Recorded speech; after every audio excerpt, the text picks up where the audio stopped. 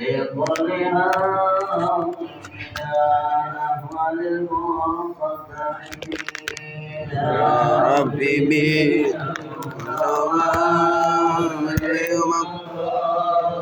إلينا ورانا وسعك ربي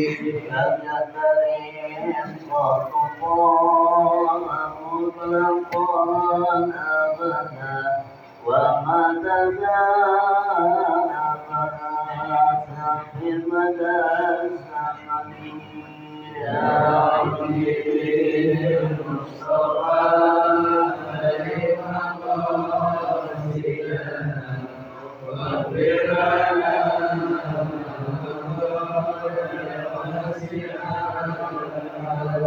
من الدواب الظلام ربما وقعت ذبابة أبدا في الجسم حسنين يا ربي المصطفى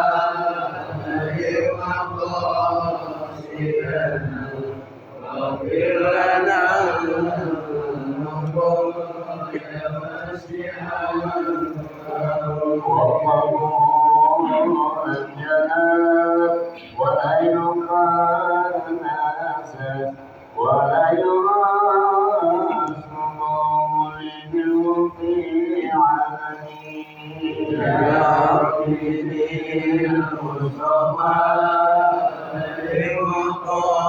وقاسينا وكلنا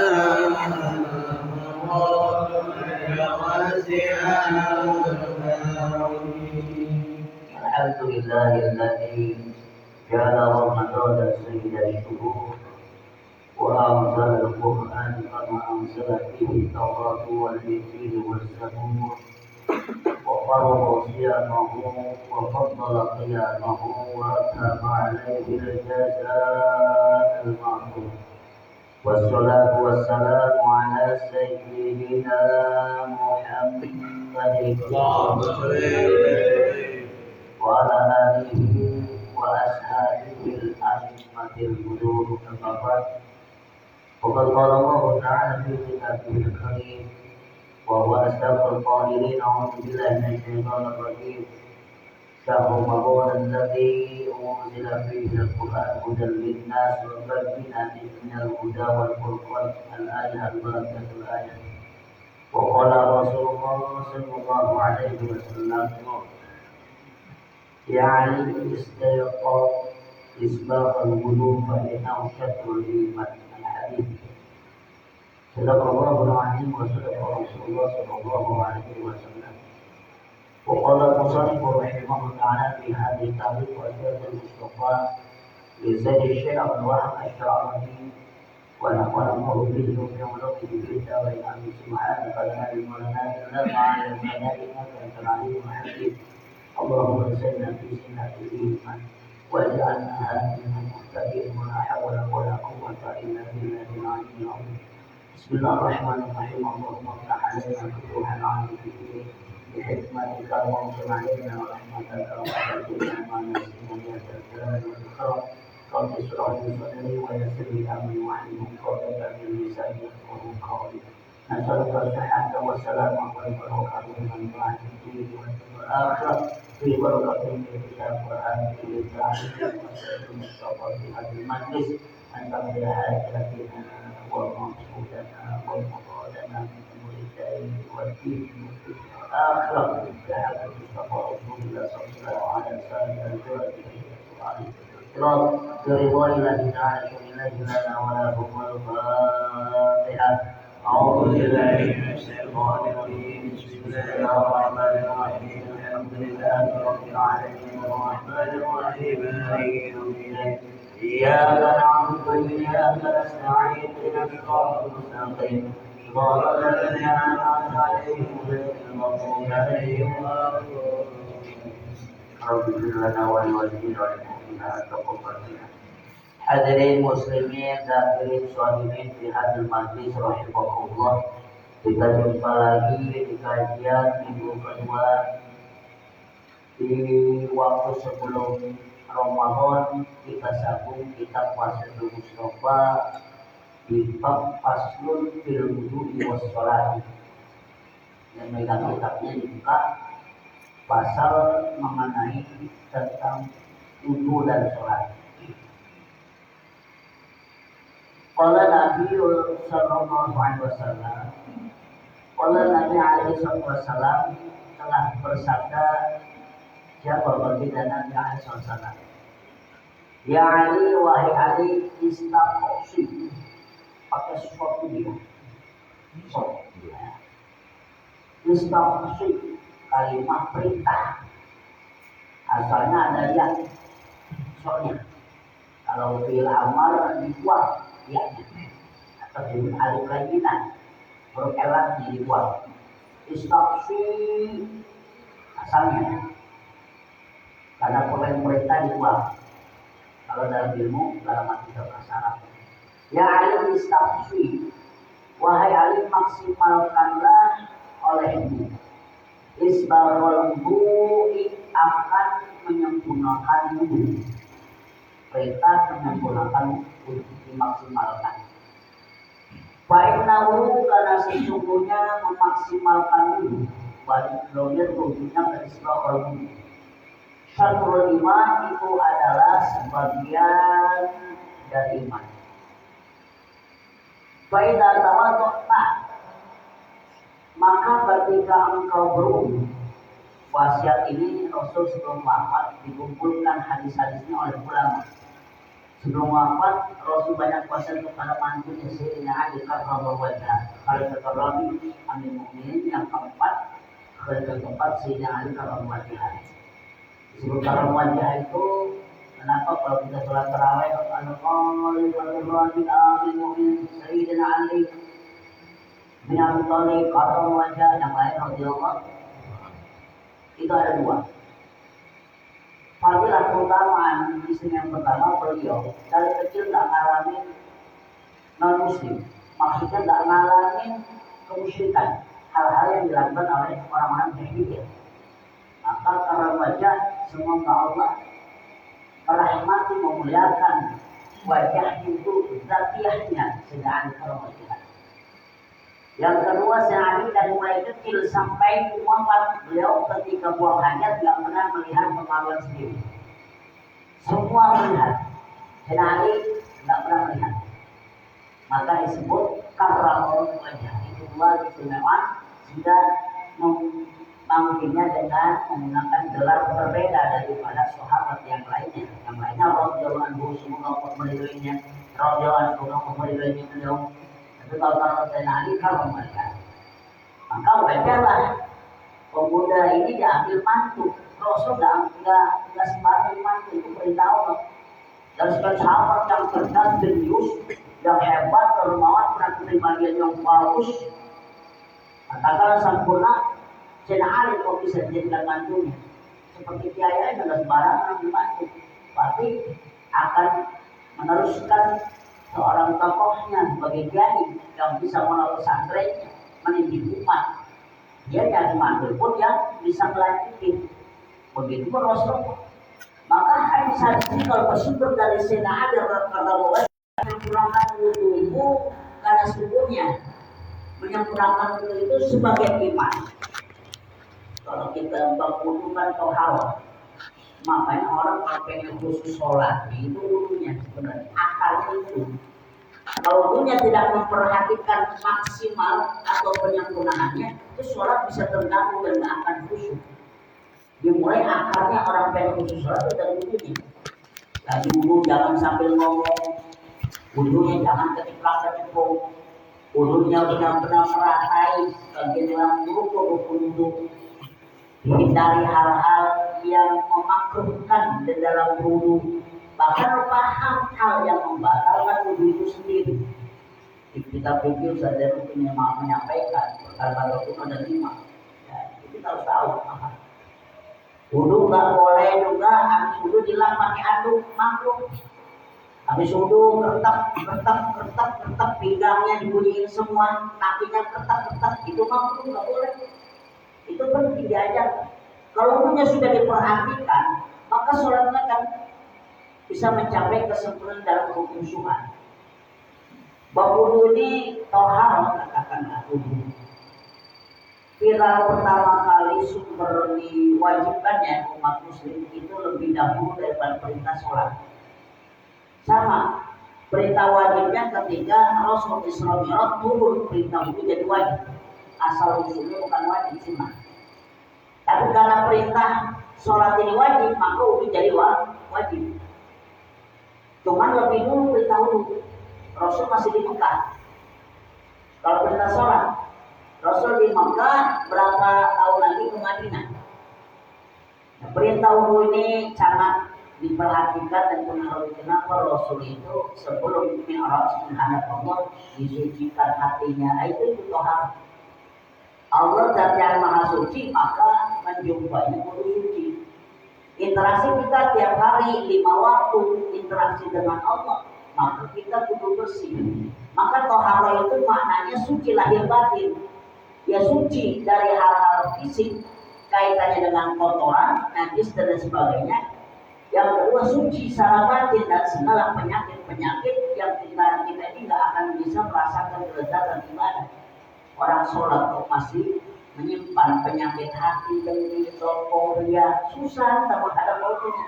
Interaksi dengan Tuhan yang tertutup. Maka sucikan penyakit kotoran batin itu kemudutan. Di bab tohara itu bisa keutamaan membersihkan, kalau punya sempurna maksimal bisa membersihkan penyakit hati, menghilangkan. Itu banyak fadilahnya kita jumpai beberapa kajian yang ada. Iman, wudu itu bagian dari iman, nggak bisa dilepaskan. Orang yang wudunya sempurna berarti imannya bagus. Tapi kalau dia sholat, sebetulnya wudunya nggak diperhatikan kesempurnaan maksimalnya, berarti biasa-biasa aja imannya, gampang goyah. Ya.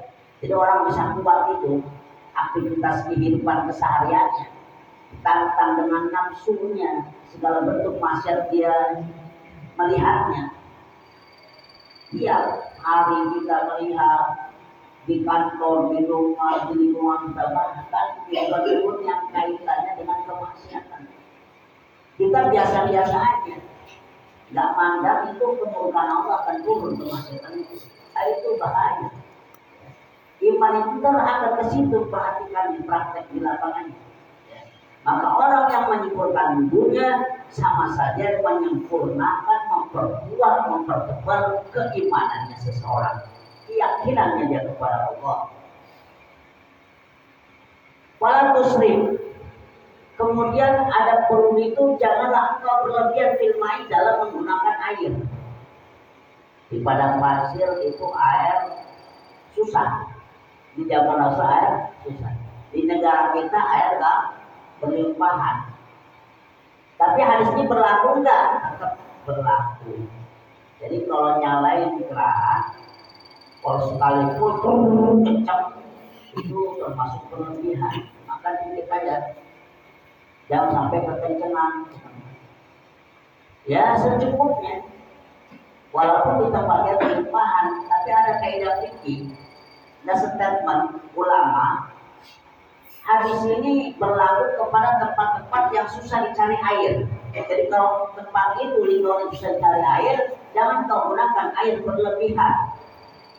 Itu bahkan menjatuhkan hukumnya haram. Karena air itu dibutuhkan. Nah, bersyukurlah kita tempat kita ini, alhamdulillah air gampang melimpahan. Coba kita ngalamin dulu musim air susah. Ini kalau banjir gede semua merata, air kami juga susah. Kemarin bloknya kayak apa? Air penting banget, dari sumber kehidupan. Buang hajat butuh air, mandi butuh air, sholat butuh air, kesana kemari butuh air. Dan kalau air nggak ada, minumnya juga pakai air. Penting. Cuma rasa syukur terima kasih kita kepada Allah tentang air ini kadang-kadang lupa, padahal syukur segalanya. Ya. Nah, maka ada ketika berwudu itu janganlah berlebihan menggunakan air. Dihukumkan oleh ulama pakar fikih Imam Syafi'i itu hukumnya makruh saja, tidak haram, makruh ya. Itu ada. Faida faragta, maka apabila engkau telah selesai minat tuhri daripada bersuci, faqra, maka bacalah alaihi wa ali, inna anzalnahu fi lailatul qadr wa ma adraka ma lailatul qadr. Lailatul qadri khairun min alfi syahr, tanazzalul malaikatu wa ruhu fiha bi idzni rabbihim min kulli amr. Ila akhir ayat. Sampai akhir ayat, habis wudu selesai baca ayat surat Inna Anzal, satu surat. Nah ini jasa hati, jasa didapatkan dari mandi, masya Allah, itu manjur, mantap. Ya, ini bulan Ramadan dan redaksi hati. Manhadul majlis ilmi fi Ramadan, siapa yang menghadiri majlis ilmu di bulan suci Ramadan, kata bahwa lebih berkota ibadah sana, maka Allah akan mencatatnya tiap langkah satu langkahnya dari rumah ke sini niatnya untuk ilmu yang sholat subuh ada pengajiannya. Itu langkahnya itu terhitung tercatat ibadah satu tahun. Yuk kita buka muhasabah, ada enggak diri kita mengamalkan selama satu tahun murni nggak kecampurian. Selama satu tahun ibadah murni nggak kecampur dosa, kesalahan dia nggak ada. Semua orang ibadah selama satu tahun pasti kecampur dosa dan salah. Tapi cukup didapat dicelekan ibadah setiap langkahnya senilai ibadah satu tahun. Ibadah sunnah satu tahun. Dikali berapa langkah dalam musik? Belum lagi Rasul kasih motivasi, wa kana ma'i fi tahti arsy, dan ada yang terkudang di bawah naungan arsy Allah. Artinya entar kelak dibangkitkan dia akan dikenal sama Rasul. Kalau di mahsyar sudah dikenal oleh Rasul, selamat aman. Bahkan dia akan dipertemukan surganya, tak kelak diundang di surganya Rasul. Itu derajat mulia. Itu bagi orang yang mau ngaji di bulan suci. Makanya kalau sholat tarawih niat, ada yang penceramah, niat sholat ilmu supaya dapat ganjaran itu. Nah kita mah kagak. Ada ceramahnya kagak. Ada males kan gue di rumah aja, lah gitu. Ada ceramah kagak, ntar aja datangnya kalau udah kelar masuk ramah. Jumatan ada lagi. Yang udah mau habis tuh khotib. Udah khotbah kedua baru datang dia. Ya Allah, akhir zaman ya.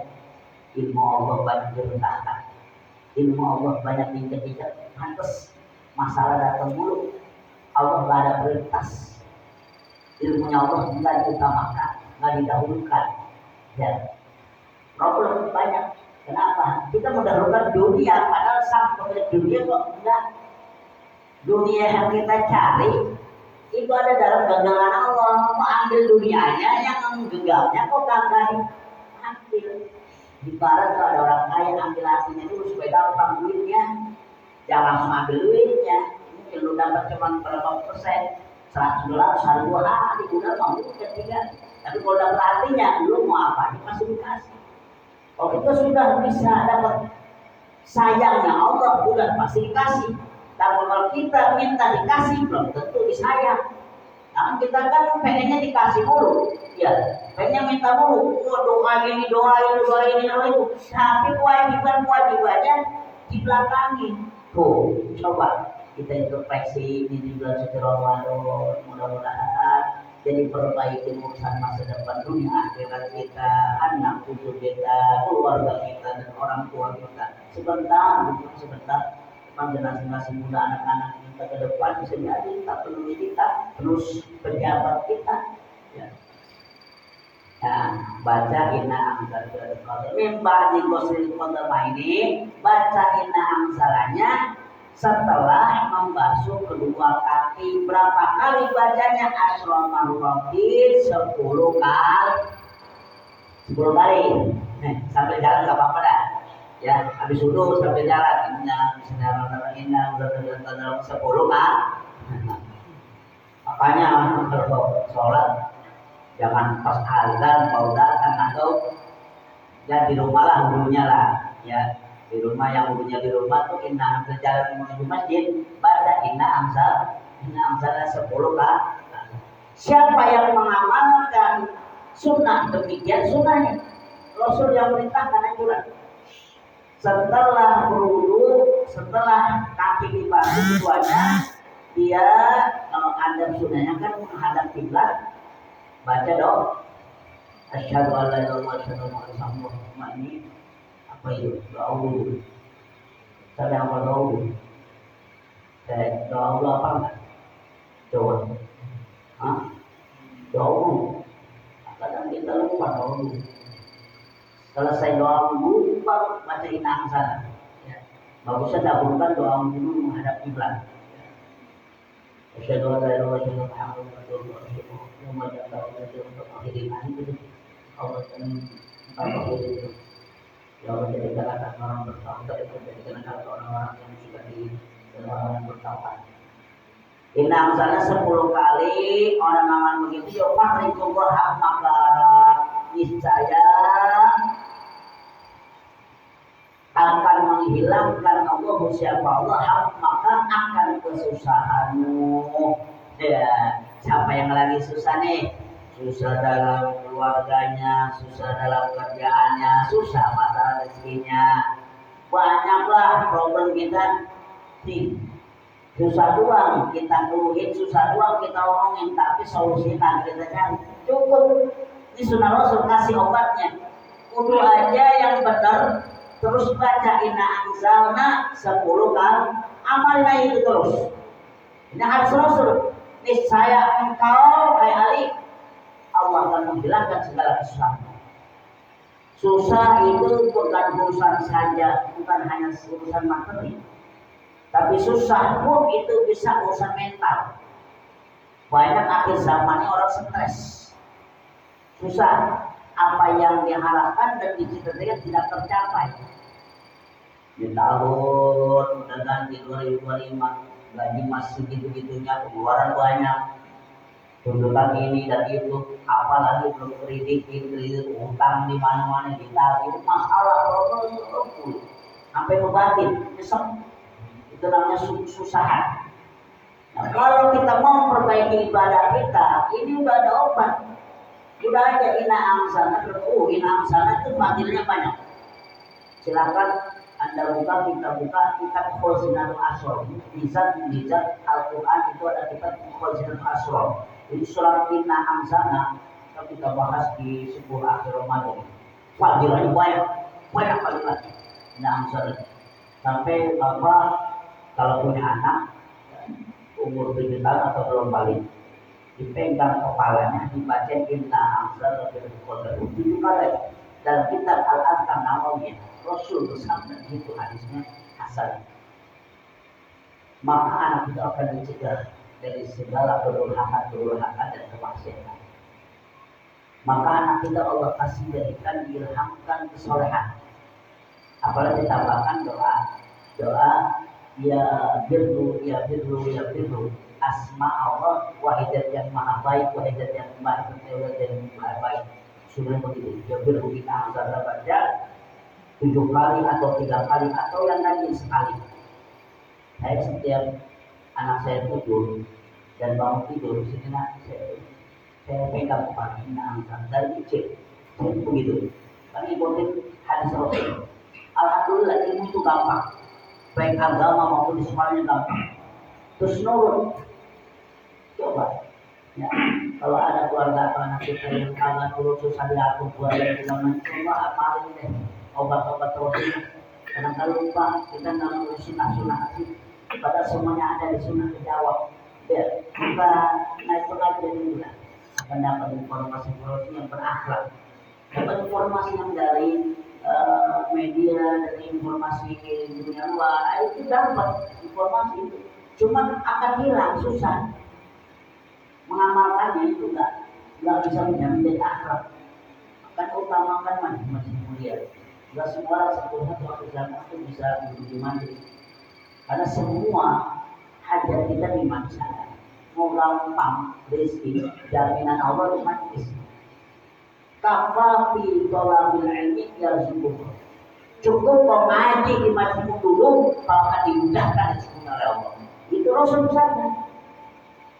Ngaji itu sholat jadi benar. Yang kagak tahu jadi tahu, yang kagak baik jadi baik, yang tersesat jadi lempeng, yang emosian jadi sabaran, yang kadang perlu kesah mulu jadi akhirnya tahu dengan sifat Quran, paham dengan sifat pasrah dan tawakal. Ditambah bukan hanya akhirat ngaji itu, bisa untuk menggampang urusan dunia ngaji. Cuma orang nggak berpikir itu habis banyak tentang fadilah ngaji. Cuma kita tahu ngajinya baca Quran aja sendiri kamar, bukan begitu. Itu kan fadilah juga. Cuma kalau begitu terus, kewajiban umat muslim yang kedua mengamalkan Al-Quran. Gimana mengamalkan Al-Quran? Kau baca terus saja di rumah tapi nggak tahu yang dibaca. Ya, cari tahunya bagaimana? Ya harus ada sumber, harus ada prinsip, harus ada instruktur, pembimbing, pembina ataupun yang paham. Pas ahli dzikr in kuntum la ta'lamun. Kehidupan kita banyak yang nggak tahu tapi sok tahu akhir zaman ini. Banyak yang nggak tahu sok nggak paham agama, sok tahu agama, nggak paham ini sok tahu kita akhir zaman. Bukan ahlinya malah dipegang jadi pemimpin. Nggak pakar dalam bidangnya malah dia paksakan diri, acak-acakan. Orang lapangan maksakan diri jadi orang kantor, acak-acakan kan. Pembukuan. Orang kantor maksakan diri jadi orang lapangan, dia acak-acakan. Akhir sikat sana sikat sini, nyari sampingan yang banyak. Kalau bisa nggak bisa lebih besar perlu jadi pokok. Ya itulah. Kalau bukan hak itu ya udah. Kalau berbakat kita udah dibakat kita di jalannya aja. Ya itu ada di pengajian. Coba ajarkan dari dulu ini akrab orang bisa berubah. Ya coba diamalkan sejak dulu baik di rumah maupun masjid, baik sholat wajib ataupun mau sholat sunnah atau membaca Al-Quran, baca inna anzalna 10 kali. Allah akan hilangkan kesusahan. Dan itu aja pakai. Ya, banyaklah perpustakaan kita ya. Mudah-mudahan bisa kita amalkan ya. Itu hadis yang pertama kita, hadis yang kedua hukuman subuh ini. Berikutnya, ya Ali, wahai Ali, idza faragta min al-taharati, apabila engkau telah selesai dari bersuci. Di sini kalimatnya taharat, kalau yang tadi itu ya, dan taharat itu bisa habis selesai dari mandi junub bisa boleh, habis mandi nifas seperti haid boleh, atau habis wudu. Dan taharat itu sifatnya umum. Apabila engkau telah selesai dari mandi junub dan mandi nifas, haid ataupun dari wudu, taharat. Kalau yang tadi kan wudu. Keluar kamar mandi, keluar habis membersih, keluar habis wudu, boleh. Fakhud maka ambillah olehmu ma'an akan air, wabsah lalu usaplah olehmu biadaika dengan tanganmu, rokbataka akan tengkukmu. Udah selesai wudu nih, ambil air terakhir, ambil air tadi, terus usapin ke tengkuk. Ini ada redaksi juga yang habis telinga itu tengkuknya usap. Cuman hadisnya dhaif. Tapi Imam Jalal As-Suyuti mengamalkan sampai sekarang hadisnya begini. Siapa yang mengamalkan ketika berwudu setelah tanya dia basuh tengkuknya, dia tidak akan terkena penyakit di tengkuk. Akhirnya kan banyak penyakit kan di tengkuk. Ya syarat-syarat di sini. Berat ininya, suka berat sebelah dan sebagainya. Jadi kalau di kursinya begitu dulu aja. Ada orang kebanyakan makannya kolesterolnya tinggi, ya makan kambing mulu, daging mulu, punya pusing. Nah setiap itu tempel. Ini hadisnya dhaif, cuman Jalal As-Suyuti mengamalkan sampai beliau besar sampai wafatnya cerita sama murid yang nggak pernah saya dikasih penyakit tembung saya, karena saya ngamalin hadis walaupun itu dhaif. Nah tapi kejelasan hadis ini dan sedang wasiat Rasul. Kalau habis wudu aja, habis wudu selesai, ambil air, terus tempel ke tengkuk. Fakul ma'an wamsah dia dijarak matakan, kami ke tengkuk, wakul dan ucapkan, bukan sekedar tempel. Wakul dan ucapkan olehmu kalimat ini. Tadi salin dari rumah dah, ya. Subhanakallahumma wa bihamdika asyhadu an la ilaha illa anta wahdaka la syarika laka astaghfiruka wa atubu ilaik. Sampai situ. Ucapin kalimat subhanaka maha suci engkau Allahumma ya Allah wa bihamdika, dan dengan memujimu asyhadu aku bersaksi Allah ilaha tidak ada Tuhan illa anta kecuali engkau yang berhak disembah. Wahdaka dengan keesaan engkau, dengan keesaanmu, la syarika laka, la syarika laka, la syarik tidak ada sekutu laka bagimu. Astaghfiruka aku mohon ampunan, wa atubu dan aku bertaubat ilaika kepada itu artinya. Ya baca nggak perlu harus artinya, bacakan kalimat ini tadi salin, ya salin di kitabnya kalimatnya ikutin subhanallahumma wa bihamdika asyhadu an la ilaha illa anta wahdaka la syarika lak astaghfiruka wa atubu ilaik. Terus Turmangtul ilal arti sudah selesai, kemudian tundukkanlah kepala ke bumi. Turmangtul kemudian undur lihatlah oleh undur di sini maknanya kalimatnya lihat. Arti pandangan kita tundukkan ke bawah. Sudah selesai, kalau mata kita tundukin ke bawah ilal arti. Turmangtul kemudian menunduklah engkau ilal arti ke arah bumi. Wakul, nah pas mata kita pandang bumi, ucap ini. Waktu dan ucapkanlah kalimat asyhadu anna Muhammadan abduka wa rasuluka. Kemudian asyhadu anna Muhammadan abduka wa rasuluka. Sampai situ ya. Sampai situ. Apa sih manfaatnya? Fa inna man qala, karena sesungguhnya orang yang mengucapkan hadza doa tersebut dari mulai ngambil air diusap di kantong dengan kalimat subhanallah wa bihamdika asyhadu an la ilaha illa anta wahdaka la syarika lak astaghfiruka wa atubu ilaik. Kemudian tunjukkan mata ke bumi, ucap lanjutkan asyhadu anna Muhammadan abduka wa rasuluka. Begitu. Maka ghafarallahu kullu saghiratin kullu ibadah. Maka saya Allah mengampunilah bagimu kullu saghiratin setiap dosa yang kecil yang kau lakukan, dan wa kabir dosa besar yang kau lakukan. Orang itu susah, orang itu banyak problem, orang itu gampang dikasih musibah, dicoba, itu karena dosa, efek dosa itu berlalu. Kalau gampang, dosa yang nggak disadari kadang yang kecil jadi mungkin, dikit-dikit jadi mungkin. Dosa yang gede juga kadang nggak disadari. Dosa mata, dosa mulut, kadang dosa pikiran jelek teman-teman aja itu dosa. Bahkan waktu kita harus bisa baca Al-Quran satu lembar, kita sia-siakan ngobrol ngalor itu, apalagi puasa. Itu kan menyediakan waktu dosa kecil. Banyak dosa kita. Orang itu ngeblangsang hidupnya karena dosa efeknya, karena efek dosa. Maka kita kalau ada amalia yang bisa mengampuni dosa besar atau dosa kecil, itu harus didahulukan. Orang kalau sudah diampunkan dosanya, dimaafkan kesalahannya, itu semua jadi gampang.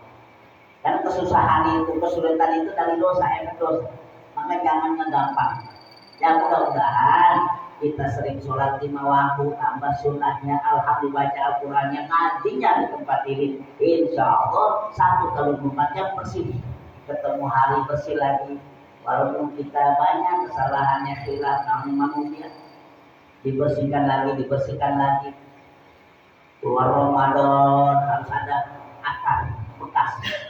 Ramadan itu kan kalau kata ayat Al-Quran, puasa kan tujuan larang kita takut.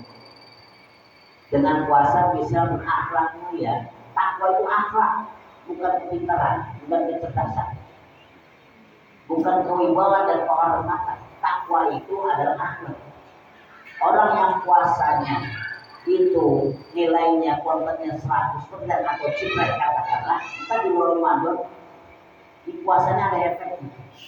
jadi doyan baca Quran, jadi tambah sholat sunatnya, jadi gampang tangannya ringan membantu orang, jadi bisa mengendalikan nafsu-nafsu bahimia, sifat-sifat kehewanan pada dirinya. Puasa efektif, hikmah puasa banyak. Ya orang kalau habis Ramadan tiba-tiba nafsu makannya malah nambah, wah, itu puasa apa? Itu puasa intinya pengendalian diri terutama nafsu makan. Nah sekarang kan beda, orang puasa malah nambah nafsu makan, dia bukannya apa mengumpulin apa aja dibeli. Padahal udah buka mah cuma aku yang dimakan kan gitu. Bahkan tuh kalah sama nafsu. Jam 5 aja udah kalah sama nafsu. Padahal buka mah cuma segitu doang. Apa aja dibeli. Kalau kita udah lewat, wah ngabuburit gila banget macetnya. Ngapain apa yang bisa beli? Coba buka mah. Tidak lupa lagi yang pertama diutamakan korma, butau, taper, atau yang manis-manis, lupa, atau air putih. Yang biasa merokok juga biasa merokok, jangan merokok langsung yang tutup. Kadang kita nggak mendahulukan sunnah, karena ada hikmah di balik sunnah. Ya banyak lah. Kalau kita mendahulukan berakhlak dengan ilmunya, itu akan memperkuat dunia dan akhirat kita. Orang kalau sudah diampunkan kesalahan kecilnya, dimaafkan kesalahan kecilnya, diampunkan dosa besarnya, baik yang disadari sengaja maupun tidak disengaja atau tidak disadari, Allah akan gampangkan mudahkan usaha. Mudah-mudahan kita keluar dari tempat yang mulia ini, melainkan Allah ampunkan dosa dan kesalahan kita. Allah angkat dari martabat kehormatan dunia akhirat kita. Allah kabul segala harapan cita-cita kita, baik yang menyangkut urusan akhirat kita dan dunia kita. Insya Allah jadi doa untuk orang tua dan keluarga kita. Sebelum tutupan doa, silakan ada 5 menit atau 10 menit, baik di tema kita maupun di luar tema menit puasa. Ada yang bertanya, silakan. Betul.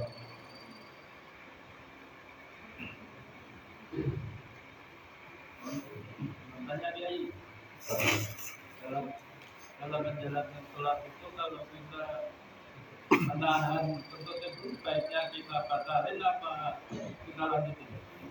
Ya. Bagaimana hukumnya ya mengenai tentang menahan buang angin? Posisi kita lagi sholat atau belum sholat? Lagi sholat. Orang kalau lagi sholat tahan itu hukumnya makruh. Itu Imam Syafi'i. Bahkan Imam Malik haram. Imam Malik lebih dahsyat lagi haram, makruh. Ya, jadi bablasin aja, bablasin. Tapi pakai akhlak lah, jangan membobol itu front, lah. Ya orang depan sampingnya nggak pusing karena itu kita bunyi lah. Ke belakang dulu baru buang angin, jangan buang anginnya di situ, pes ya. Nah, kagak ada suaranya juga kan sifatnya tuh karena gol sampai kabur. Sialan itu lah. Itu orang seolah tidak dibaca Quran pikirin kan. Nah ada akhlaknya. Nah bagaimana hukumnya? Maka nih. Kadang setan emangnya benar paling doyan kalau orang sholat setan. Itu gara-gara mungkin ya duduk kita. Coba benar itu. Kadang di situ udah sholat dulu ketika rokat satu lagi. Asam kayak juga. Ini mulus berpuk lagi. Lah, cukup. Antum kagak ya. Lah, kalau dibuat ngaku. Batalin kagak, dibatalin kagak. Kan jadi begitu. Kita dalam hukum fikih niat keluar sholat batal kagak itu udah batal Syafi'i. Niat keluar sholat maju mundur jadi hukumnya makruh bagus. Kalau orang udah di depan sholat Jumat ya udah nggak bisa melangkahi yang di belakang, statusnya ya udahlah sembunyikan diri. Kita tampil dengan sholat 4 rakaat ada min sholat itu di 4 rakaatin. Selesai bubaran Jumat sholat zuhur 4 rakaat ada yang sholat Jumat seperti itu. Nah penting banget itu. Ya. Baik itu aja. Silakan ada yang lain. Itu sebagai kejadian tidak hanya ini. Kami bersepakat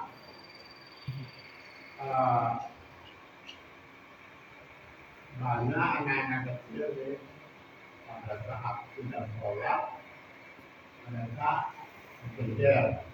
Kemudian setelah menjalankan sholat, anak-anak kecil itu berjalan pergi. Hanya kita kan jadi makan-makan. Bogar. Itu kita seharusnya melakukan diam. Jaraknya terlalu jauh. Ini gimana itu? Bagus pertanyaannya tentang fikih sholat atau berjamaah. Pertama, ada cara berjamaah itu imam ini rapatin. Kalau sebelah kanan kosong, kiri kosong, yang datang ini jangan kiri kanan, datang lagi kiri, datang lagi kiri. Jadi kalau ada ruang kosong yang depan, jangan sampai keluar makhluk banget berjamaahnya itu kurang pahala makhluk itu. Maka terapat. Terus gimana caranya? Kalau misalkan ada anak ya, contoh ya, samping kita di kelompok. Ini hukum berjamaahnya, hukum sholat berjamaah sok ya. Sok itu harus rapat. Tapi rapatnya sok itu awas. Perintahnya sebelum sholat Rasulullah nengok ke jamaah sawu sufufakum, rapatkan sok barisan kalian. Baina tasbiyat sufuh, dan sungguh merapatkan barisanmu min tamami sholat, merupakan kesimpulan dari sholat. Perintahnya bukan lagi sholat. Nah, itu tadi praktiknya lagi sholat kosong, bosan dilakukannya. Kecuali orang yang baru datang, karena itu kan anak kecil, ya. Jadi nggak perlu lah. Kita harus melangkah maju gitu. Kalau yang kosong bukan nanti belum kabur lagi. Perintahnya suku paku Rasul sebelum takbir. Sama seperti orang yang sholat sampai udah rakaat masih mikirin kelompok sampai begini. Dirapor ketika kaki orang. Lah perintahnya suku pakunya sebelum sholat. Kalau udah sholat jangan bikin disinggung udah ada kau. Nggak paham nanti. Asbabul Quran sih begitu, perintahnya sebelum sholat merapikan. Lah orang udah sholat takbir di tengah-tengah sholat masih mikirin kelompok mentaati dan jadi ada bagaimana biarkan itu. Kalau emang kita datangnya pas ketinggalan ada sob dan anak kecil kelompok kita tempatin. Jadi ya. Pokoknya kalau sengaja makhluk, sengaja dimelopongin makhluk. Jadi contoh ada sob depan kosong, mempersilakannya aja. Dorong karena sob pertama itu paling gede. Soalnya meremehkan pahala gede. Allah ngasih nih pahala gede 100 juta di sob pertama. Kita pilih yang 100.000. Kita silakan ke dia, padahal kita butuh pahala, kita butuh duit, kita butuh gaji, misalkan ya. Seperti itu. Kita mempersilahkannya saja ke orang lain itu makruh. Harusnya kita yang masuk dan persilakan. Kalau di belakang imam, nah itu penghormatan bagi ahli yang bisa nusuk imam yang paham tentang fikihnya sholat. Karena antisipasi waspada ketika imam itu buat hal itu yang belakang maju. Imam lupa yang belakang itu ingetin dalam hal fikih sholat. Itu persilakan pas di belakang itu nggak mampu. Tapi tempat lain persilakan itu mampu. Ya, jadi kalau ada soal kosong jangan bisa orang, kita yang maju. Persilakan aja itu mah. Apalagi mendiamkan dan tidak tempatin ya lebih makhluk aja. Mendekati taharat makhluk. Ayo saya ada yang Assalamualaikum warahmatullahi wabarakatuh. Waalaikumsalam. Di luar tema ini saya mengenai masalah sholat Jumat, misalkan Jumat waktunya berubah. Tahu di depan saya tuh ada yang masih megang HP, maksudnya mending kalau pakai HP dia baca Al-Quran. Saya lihat yang nggak dilihat ya kan di depan gitu kan, jadi kadang-kadang main game. Nah saya itu langsung emosi ya, maksudnya kesel gimana gitu cara negurnya atau gimana? Kalau saya nggak lihat. Dapat saya sudah berjalan. Itu saya sering yang di kantor-kantor ya, di banyak di sini. Alhamdulillah nggak ada kalau di sini. kita ambil dasar hukum dari Imam Bukhari, Imam Muslim di Sahih Muslim juga ada. Baiklah sekali dalam hati alami. Apabila hati sudah naik mimbar, bahkan sudah menyampaikan khutbah di tengah-tengah. Pada katakanlah mahadum, maka jangan kalian berbicara. Yang berbicara ini ditafsirkan oleh ulama fikih. Kalau dulu berbicara itu masalah perdagangan tijarah itu di Madinah. Tapi sekarang sibuk dengan HP, SMS dan lain sebagainya. Itu termasuk pada katakanlah yang mancing orang berbicara. Oh, jangan berisik, itu kan jadi ngomong. Begitu aja nggak boleh kita, nggak boleh. Dan yang ini dosa, yang itu ikut kena jadinya. Yang nanggung berarti gara-gara dia. Pada takala mahdum, takala mahdum barang siapa yang berbicara atau memancing berbicara. Loh, itu hadisnya harus ditafsirkan begitu penjelasannya. Atau mancing dia berbicara, jangan berisik ngomong gitu aja itu. Dah haram, nggak boleh. Makanya suka juga tuh ya kayak itu mau diomongin yang nggak boleh, selainnya hanya kita ikut ini kan jadi gimana jadi Nah orang itu entah ya nggak dapat pahalanya ibadah Jumat, maka dia harus ada di sholat duhur antara rakaat. Dalam Jumatnya sah, tapi pahalanya orang kerja sebulan dapat gaji 5 juta harusnya dapat gaji, yang lain 5 gaji dia kagak logika seperti itu. Udah sampai sholat Jumat kagak dapat gedenya pahala Jumat, berkahnya Jumat. Walau terkadang mau terkadang maka lalu maka subuh dia telah mempermainkan hukum Allah. Wamalah para Jumatan. Siapa yang sudah permain hukum Allah dalam Jumatan maka tidak ada Jumat baginya. Kalau dalam Jumat maka secara fikih syariat Islam dia harus ada patokan sebetulnya menambah ini. Dan sekarang hukumnya kita sebagai orang yang di sampingnya dan melihat dan serta menyaksikan menegurnya bagaimana. Satu, kaidah ulama ada yang menyebutkan makruh. 2, haram. Dan merujuk kepada redaksi hadis tersebut, inilah pentingnya pengajian informasi sebelum naik di atas mimbar MC khutbah Jumat. Kalau di kampung-kampung Irani ya bilang ya sejenak ya itu pakai tongkat bola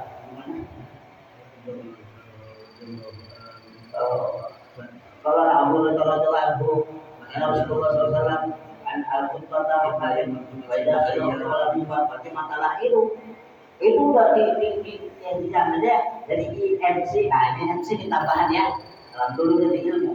Ya, itu padahal udah dikabarkan tolong ketika khutbah sampaikan jangan ada yang bermain-main berbicara karena tidak akan boleh kesempurnaan pada Jumatnya. Bermain-main, berkala atau berbicara atau memancing berbicara atau menegur, tolong jangan dilakukan ketika sedang berjalan khutbah. Nah itu MC penting itu diingetin. Terus ingatin karena masyarakat sifatnya begitu. Ada lagi kebiasaan kadang. Ya, dinonaktifkan HP makan. Maklum orang masuk masjid bawa HP yang biasa dering itu HP-nya. Ya kita lagi Jumatan juga orang muslim juga kadang kan istilah nggak ingat kita lagi Jumatan. Maka HP itu tinggalkanlah kalau memang penting jadi nonaktifkan di silent. Dan bubaran Jumat atau gawin Jumat harus diaktifkan Jumat. Nah mau mancingnya itu bikin bubar, bikin bubar. Jadi nonton yang tadi nonton hukum yang bosan nonton. Udah dihubungin aja. Jadi yang wajib itu tak perlu semacam ingatin lagi. Sini, tolong masuk ulang-ulang. Ini kadang kebiasaan buruk ya. Masuk ke dalam masjid demo lagi ibadah lagi. Ya hukumnya bagaimana? Haram bagi yang berbicara, main-main dan kena juga orang yang kepancing berbicara. Walaupun sifatnya kan tegur itu haram. Cuma Imam Syafi'i bilang mampu pahalanya atau berkurang pahala itu saja. Ya. Tambahan. Ya. Tadi kan ada bahasa kalau tidak HP baca Quran mending. Nah ini sekalipun baca Quran khotib sedang berkhutbah itu pun hukumnya nggak boleh. Ya karena di situ termasuk pembicaraan di luar karena di akhir hadis di akhir itu biasanya bilang angsitu wasmaku wa jamur tuh suruh dengarkanlah, simaklah baik-baik. Dan ada perkara juga yang banyak, mohon maaf juga dijelaskan, ketika khotib sedang berkhutbah baru ada yang datang, dia dahulukan mana? Sholat sunnah. Ada masih banyak melaksanakan sholat sunnah di saat khotib sedang berkhutbah, atau duduk langsung dengerin. Dia harusnya duduk dengerin aja, nggak usah sunnah. Ini tapi mungkin bisa dijelaskan kembangan lagi. Ya, jangankan berbicara yang bukan agama. Wiritanya megang tas yang kalau dapat berlipat tangan tongeng, jatuhkan diem, jangpen, jangkau putar.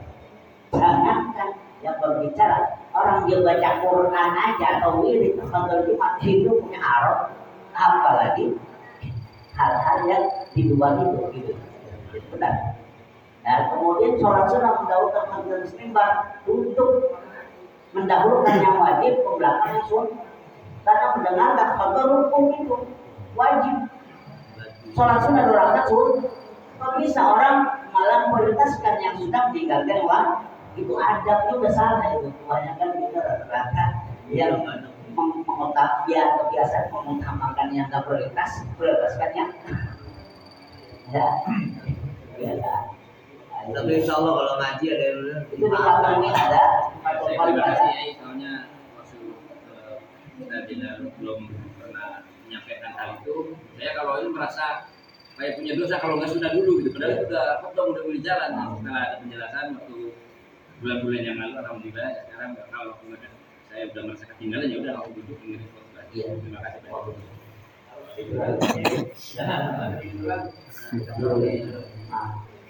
Salah satu katanya Umi itu tidur ya, tapi kalau tidurnya tetap. Iya, pakai tapi dulu.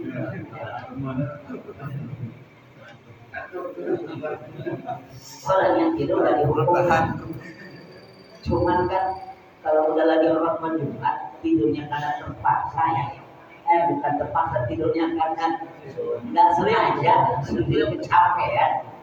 Nah, itu kalau bisa yang sudah biasa begitu jangan di depan dan duduknya. Karena ntar dulu lagi repot aja lah kan gitu. Jadi mau jawab tapi jangan kebiasaan jadi tempat tidur. Jangan jangan. Ya Allah bakal tidur capek banget di badan gua. Jangan depan kalau depan dagunya karena bisa jadi dia ngangguknya sampai pantatnya nggak. Kalau pantatnya ngangkat itu batal punya. Kalau dia jejak orang gemuk jejak tuh tidurnya begitu. Obat bisa dipakai ya. Ini masalah hukumnya bagaimana kalau tiduran kalau lagi berjalan ya. Satu, kalau ada kesengajaan karena mendengarkan khutbah itu termasuk rukun, berarti sudah merusak rukun. Kalau sengaja, tapi kalau nggak sengaja kita kelelahan sekedar makruh mengurangi pahalanya. Bukan menghilangkan pahala, mengurangi keberpahan kegedean gedenya pahala Jumat itu. Pahala Jumat itu bisa dapat rezeki juga. Orang dagang masa usulnya diingatkan suruh Jumatan itu usul apa perintah Jumat itu. Orang lagi sibuk dagang itu di depan pintu Madinah. Itu ada turun ayat itu. Ya. Nah, jadi hukumnya makruh kalau nggak sengaja memanfaatkan. Kalau sengaja membatalkan rukun karena disunahkan ketika berjalan kita begini kepala neng-neng itu apa? Ngambuk ya itu artinya dia mendengarkan sambil artinya yang tadi uang situ wasmau ada yang ngomong dulu Pak Harun ya tukang mie dulu almarhum itu kan pakai itu hadis Rasul sampai situ itu hadis redaksi lain dan itu saya muslim ada itu banyak redaksi itu dalam hadis saya muslim berbeda-beda. Aksi itu artinya dengarkanlah. Makanya sunahkan gini sunah. Ngerti gak ngerti gini aja. Dan sini mending di sini ada terjang di kampung masih bahasa Arab semua gini aja nggak ngerti. Itu suruh artinya wajib mendengarkan tujuannya wajib mendengarkan. Dan kalau tidur sengaja kan enggak dalam merusak itu kan. Itu perintah situ dalam sadar. Artinya kalau sengaja itu bisa membatalkan rukun sah ibadah Jumatnya, tapi hilang sunnah pahala Jumat. Cuman kalau nggak sengaja dilelah itu makruh, nggak batal dan hilangnya pahala semua. Ya, cukup. Ada yang lain? Enggak. Ya, saya rasa jam 6 pas. Mudah-mudahan Allah kasih rahmat dan ridhonya. Dan tempat ini menjadikan derajat kita. Amin.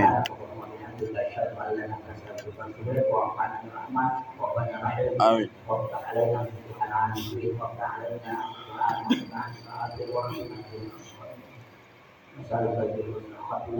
ولا تحكم خاتمة